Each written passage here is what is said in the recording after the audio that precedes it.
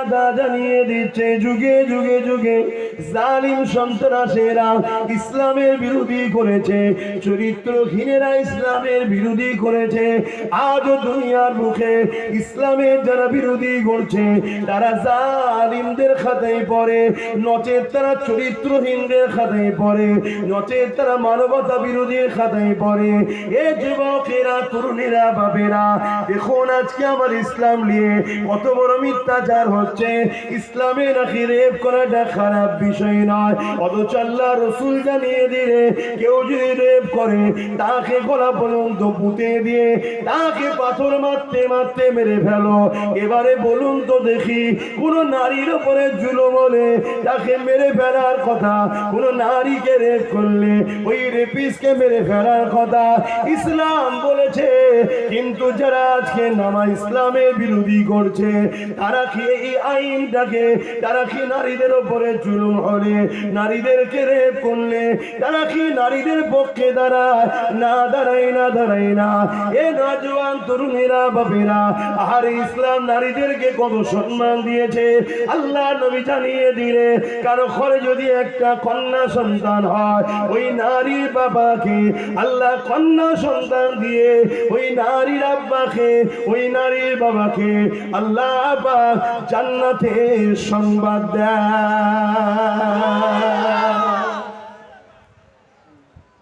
নারীর মর্যাদা ইসলাম দিয়েছে না দেয়নি?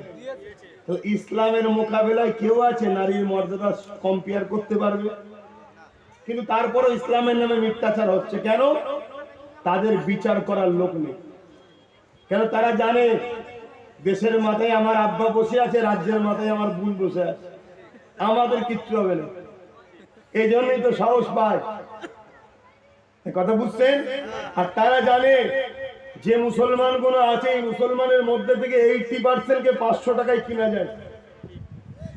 কি গো, কথা ভুলে গেল? এক কাপ চায়ে তো বিক্রি হয়ে যায় অনেকে। আমি অত ছোট আর করলাম না, কমসে কম ঘুগনি মুড়ির জন্য দোকান দিতে পারে সেই টাকাটাই গেল।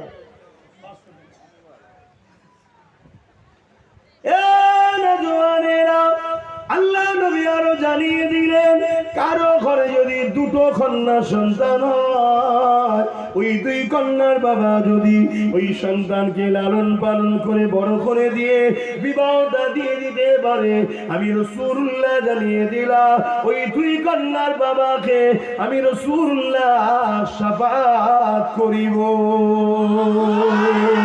ওখানে এক সাহাবী ছিলেন, তিনি বলতে লাগলেন, ইয়া রাসূলুল্লাহ, হাবিবাল্লাহ, আমার তো একটাই কন্যা, আমি আপনার শাফাতের এই নিয়ামত থেকে বঞ্চিত হয়ে গেলাম। আল্লাহ নবী বললেন, সাহাবী রে, তুমি তোমার একটা কন্যাকে ভালোবেসে বাপের মায়া মমতা দিয়ে তাকে লালন পালন করে তাকে বিবাহ দিয়ে দাও। আমি রাসূলুল্লাহ জানিয়ে দিই, সাহাবী রে, আমি তোমারও শাফাত করব। আল্লাহ নবী আরো বলে, কারো ঘরে যদি একটা দুটো পর পর তিনটে কন্যা সন্তান হয়, ওই তিন কন্যার বাবা যদি কন্যা কোনো গেলে মনে বেজার না হয়, আল্লাহ দেয়া নিয়ামত মনে করে ওই কন্যাকে লালন পালন করে বড় করে তাকে যদি বিবাহ দিয়ে দিতে পারে, আমি রাসূলুল্লাহ জানিয়ে দিই ওই তিন কন্যার বাবা আর আমি রাসূলুল্লাহ আল্লাহর জান্নাতে দুই আগুন তুলে দেখিয়েছে, যেমন পাশাপাশি আল্লাহর জান্নাতে পাশাপাশি থাকিব। ইসলাম নারীদের মর্যাদা দিয়েছে না দেয়নি? কিন্তু সেই ইসলাম নিয়ে কত বড় মিথ্যাচার চলছে। আমরা এই নিয়ে কখনো ভাবি যে ইসলামের বিরোধী যারা করছে, এরা অন্যায় করছে, এদেরকে সংবিধান অনুযায়ী বিচার করা দরকার, এটা কখনো আমরা ভাবি? আমার নওজোয়ান তরুণেরা, কিছুদিন আগে আবার আরেকজন জালিম বেরিয়েছে, যে কিনা বলছে কোরআনের আয়াতের মধ্যে মধ্যে হিংসা ছড়ায়, কোরআনের আয়াতের মধ্যে মানবতার বিরুদ্ধে রয়েছে, কোরআনের আয়াতের মধ্যে এমন করে হিংসা রয়েছে। কোরআনের আয়াত নাকি বলেছে মুশরিককে যেখানে পাবে দেখে ধরে ধরে মারো। এই দুনিয়ার মানুষেরা এই মূর্খ জালিম ভোর পর্যন্ত পাস করতে পারেনি। এই মূর্খ কি করে কোরআনকে বুঝবে? আল্লাহর কোরআন তো এই দুনিয়ার মানুষেরা আজকের পৃথিবী বিখ্যাত শিক্ষিত যে হবে জেনারেল লাইনে, সেও তো আল্লাহর কোরআনকে বুঝতে পারবে না। কেন? কোরআনকে বুঝতে গেলে মুফাসসিরিনদেরকে দরকার, কোরআন বুঝতে গেলে আলেমে হাক্কানীদেরকে দরকার। এই কোরআনের মানেটা ব্যাখ্যাটা ভুল করতে লেগেছে। এ নওজোয়ান তরুণেরা, আল্লাহ নবী নূহ নবী দয়ার নবী যখন মানবতার পক্ষে, ন্যায়ের পক্ষে, গরিবের পক্ষে, ক্ষুধার্তদের পক্ষে, সত্যের পক্ষে, নারীদের অধিকারের পক্ষে আল্লাহ নবী যখন কথা বলতে লাগলো, ওই সময় মক্কার জালিম মুশরিক আবু জিল, উতবা, সাইবা, আবু লাহাব যাদের হাতে রাজ ক্ষমতা ছিল, তারা আমার রাসূলুল্লাহর উপরে, সাহাবাদের উপরে অনেক জুলুম করেছে। এই জুলুম হতে হতে এমন জায়গায় দাঁড়িয়ে গেছে আল্লাহ নবীকে জানে মেরে দিতে চেয়েছে। আমার নবী পা হিজরত করে ইয়াসরিফে চলে গেছে। এ নওজোয়ান তরুণেরা, এই সময়ে তারা খবর পেল আমার রাসূল পাক সাল্লাল্লাহু আলাইহি ওয়াসাল্লাম মদিনার জমিনে গিয়ে সেখান থেকে দ্বীনের কথা শোনাচ্ছে, ন্যায়ের কথা শোনাচ্ছে, মানবতার কথা শোনাচ্ছে। দলে দলে মানুষেরা ইমানে নূরের কালিমা ভরে আমার নবী পাকের ছায়া সাথী হয়ে দাঁড়িয়ে যাচ্ছে।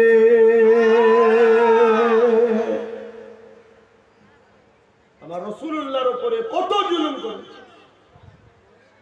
আমার নবী পাক সাল্লাল্লাহু আলাইহি ওয়াসাল্লাম এর সঙ্গে জালিমরা একটা শান্তি চুক্তি করেছিল। সেই চুক্তি একতরফা হয়েছিল।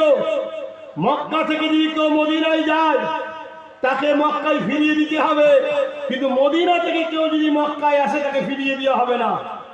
কি একতরফা নয়? বলুন বলুন।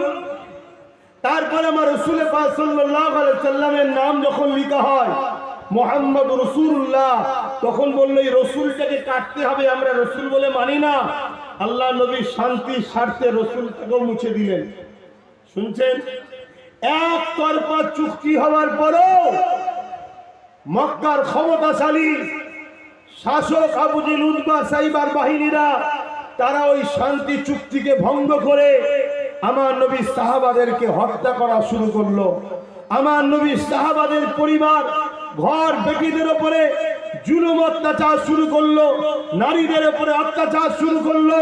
আমার আল্লাহ পাক তখন ঘোষণা দিলেন, হাবিব, এরা চুক্তি করেছিল নিজেদের মন মতো করে, তারপরও আপনি শান্তির জন্য মেনে নিয়েছিলেন। একতরফা চুক্তি হওয়ার পরও আপনি মেনে নিয়েছিলেন, কিন্তু আজকে তারাই চুক্তিকে ভঙ্গ করে এলাকায় সন্ত্রাসী করছে, এলাকায় জুলুম করছে, এলাকার শান্তিকে বিঘ্ন করছে।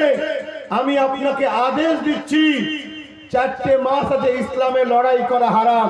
এই 4 মাস সময় দিচ্ছি, এদেরকে ঘোষণা করেন। এরা যদি পরিবর্তন হয়ে যায় ভালো, যদি না হয় 4টে মাস কেটে যাবার পর এই জালিম অত্যাচারী মুশরিকগুলোকে যেখানে পাবেন সেখানে এদেরকে শাস্তি দেন, এদেরকে ধরেন, পাকড়াও করেন, কতল করেন। কথা বুঝে আসছে না? কথা বুঝে আসছে তো নাকি? আজকে পাকিস্তানের সঙ্গে আমাদের একটা চুক্তি হয়েছে না হয়নি? একটা বর্ডার তৈরি হয়েছে না হয়নি? আজকে তারা তাদের, আমরা আমাদের। এখন যদি তারা সেই চুক্তিকে ভঙ্গ করে আমার দেশের ভৌগোলিক পরিস্থিতির উপরে বারবার সন্ত্রাসী করে, হামলা করে, জুলুম করে, দেশের নারী পুরুষদের উপরে অত্যাচার করে, তাহলে স্বাভাবিক আমার দেশের যিনি চিফ কমান্ডার আছেন, যিনি দায়িত্বে আছেন, জেনারেল যিনি দায়িত্বে আছেন, তিনি তো বলবেন যে পাকিস্তানের এই হুমকির মোকাবেলা আমাদেরকে করতে হবে, পাকিস্তানিদের যেখানে পাওয়া হবে সেখানে কতল করতে হবে। কি সৈন্যদের মনোবলের জন্য বলবে না? বলবে না? জোরে বলেন। কিন্তু সেই আয়াতটাকে নিয়ে আজকে মিথ্যাচার করছে। ওটা একটা যুদ্ধের পরিস্থিতিতে আয়াত ছিল, এবং 6 নম্বর আয়াতে আল্লাহ বলছে যে তাদের মধ্যে থেকে যারা শান্তি চাইবে, ক্ষমা চাইবে, আপনি তাদেরকে মাফ করে দেন, শুধু বলে ছেড়ে দেয়নি, তাদেরকে মাফ করেন এবং নিরাপদ স্থানে তাদেরকে পৌঁছে দেন। শুনছেন তো ভাই? এত বড় উদার মন, এত বড় উদারতা কেউ দেখাই না যে দুশ্মন যদি ক্ষমা চায় তাকে মাফ করে দেয়, এতটুকু হতে পারে। মাফও করেন এবং তাকে তার নিরাপদ স্থানে পৌঁছে দেন। জোরে বলুন সুবহানাল্লাহ। কিন্তু পাশ মূর্খ আজকে সে আগে পিছুর আয়াতের কিছু নার বিষয় ভিত্তিক ছাড়া আজকে সমাজে কোরআনের বিরুদ্ধে কত বড় বড় কথা বললো না জোরে বলেন। এর নিয়ে কেস হচ্ছে অনেক জায়গায়। আপনাদেরও দায়িত্ব, প্রতিটা গ্রামের মানুষ নিজের থানাতে এর নিয়ে কেস করা দরকার এবং গ্রামে প্রত্যেকে স্বাক্ষর করুন এর বিরুদ্ধে কেস, এবং ওই স্বাক্ষরে এটাও লিখবেন, রাজ্য সরকার আপনি তো বলেছেন বিজেপির হাত থেকে আমি আপনাদের রুখবো, বলেছে না বলেন? নতুন করে এখনো বলবে হয়তো বিজেপির হাত থেকে আমাকে সাপোর্ট করো, রুখবো, বলবে না বলবে না? তাহলে সেই জায়গায় বিজেপি যখন ওয়াকফ কালা কানুন করলো, রাজ্য সরকার সেই ওয়াকফ কালা কানুনকে রুখেছে না সাপোর্ট করেছে? তাহলে সাথ দিয়েছে আমাদের না বিজেপির সাথ দিয়েছে? হ্যাঁ জোরে বলেন। তাহলে আমাদের সঙ্গে রাজ্য সরকার বিশ্বাসঘাতক করেছে না করেনি? রাজ্য সরকারকে তো বলা দরকার, আজকে আমার কোরআনের বিরুদ্ধে যখন বলছে বিজেপির এমএলএ, আমার ইসলামের বিরুদ্ধে যখন রেপ নাকি ভালো কাজ বলছে, ইসলামের বিরুদ্ধে মিথ্যাচার করছে বিজেপির এমএলএ, তারপরে ওইদিকে শুভেন্দু অধিকারী দিন রাত ভাগ করছে, শুধুমাত্র ভুল বকছে একটাই কারণে, যাতে করে আমরা মুসলমান ভয়ে ওর বুনের কোলে উঠে বসতে থাকি। কথা বুঝছেন? তাহলে আজকে এইগুলোকে রাজ্য সরকারের বন্দী করা দরকার আছে না? এই করছে, তিনি তো কথা দিয়েছিল আমরা করব, করছে কি? উপরন্তু আমরা কি দেখছি, শুভেন্দু যখন যাচ্ছে রাজ্য পুলিশ তার আগে পিছু, সেন্টার ফোর্স তো আছেই আছে, রাজ্য পুলিশও তার আগে পিছু কাই কাই কাই করে যাচ্ছে। কে যাচ্ছে রে? দিদির ভাই যাচ্ছে। কি নিয়ে যাচ্ছে না জানি না, নিয়ে গিয়ে এমন বড় বড় কথা বলছে, আমরা মুসলমান ভাবছি ওরে সর্বনাশ, এরা ক্ষমতায় আসেনি, যদি এত বড় বড় কথা বলে তাহলে ক্ষমতায় এলে আমাদেরকে মেরে ফেলবে, বুঝিনি? আমাদের দিদিটাই ঠিক আছে। কি মাথার মধ্যে ঢুকছে না? ঢোকে না? এটা তো পলিসি। অথচ বিজেপি শাসিত রাজ্যে ওয়াকফ আইন লাগু হয়েছে, আর আমার রাজ্যে রাজ্য সরকার ওয়াকফ আইন লাগু করে দিয়েছে। একই জিনিস হচ্ছে তো। অন্য রাজ্যে মসজিদ ভাঙছে, আমার রাজ্য মসজিদ ভাঙছে। অন্য রাজ্যে মাদ্রাসা ভাঙছে, আমার রাজ্য দুর্গাপুরে বোল্ডুজার দিয়ে মাদ্রাসা ভাঙছে। ভাঙছে না ভাঙেনি? অন্য রাজ্যে বিজেপি যা করছে, আমার রাজ্যে এই সরকার তাই করছে। তাহলে এরা দুজন ইসলামের দুশ্মন না ইসলামের বন্ধু? এটা বলুন, এরা দুজন ইসলামের দুশ্মন না বন্ধু? আর ইসলামের দুশ্মনকে আপনারা ভালো মানুষ বলে মানেন না জালিম বলে মানেন? কারা কারা জালিম বলে মানেন হাত তুলে দেখান, হাত লম্বা করে তোলেন।